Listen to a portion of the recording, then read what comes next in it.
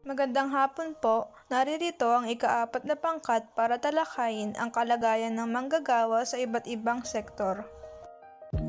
Ang mga manggagawa ay potensyal na kabahagi ng mga pangunahing sektor sa ating ekonomiya at ipinapakita ng mga datos at mga ulat pang-ekonomiya ang pagpapaliit ng bahagdan ng mga agrikultural na kumakatawan sa produktibong sektor habang papalaki ang mga nasa sektor ng industriya at serbisyo.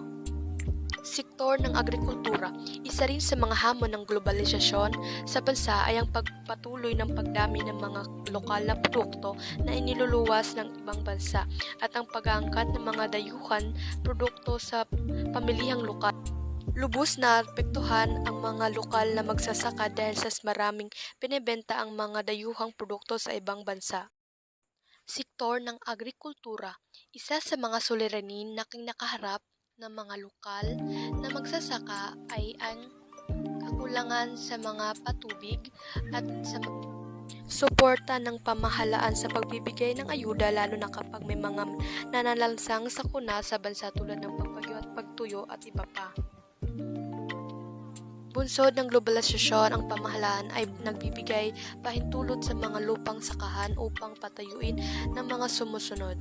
Subdivision, malls, pagawaan, bodega ng mga produkto, ang paglaganap ng iba't ibang industriya sa bansa na nagbubunga sa pangyayaring ito, pagliit ng lupaing agrikultural, pagwasak ng mga kabundukan at kagubatan, ang pagkasira ng mga biodiversity, kakulangan sa mga sakahan, mga nawalan ng hanapbuhay sa mga pook rural, nawasak ang mga lupa na mainam sa pagtatanim. Sektor ng industriya, isa sa mga halimbawa ng industriya na naapektuhan ng globalisasyon. Ang malayang pagpapasok ng mga kumpanyang namumuhunan sa industriya, construction, telekomunikasyon, mining, enerhiya. Kakibat nito ang iba't ibang anyo ng pag-aabuso sa karapatan ng mga manggagawa, mahabang oras na pagpasok sa trabaho, mababang pasahod, hindi pantay na oportunidad sa pagpili ng trabaho, kawalan ng sapat sa seguridad para sa mga manggagawa tulad sa mga minahan, kontraksyon, planta na nagproproduce ng lakas ng elektrisidad,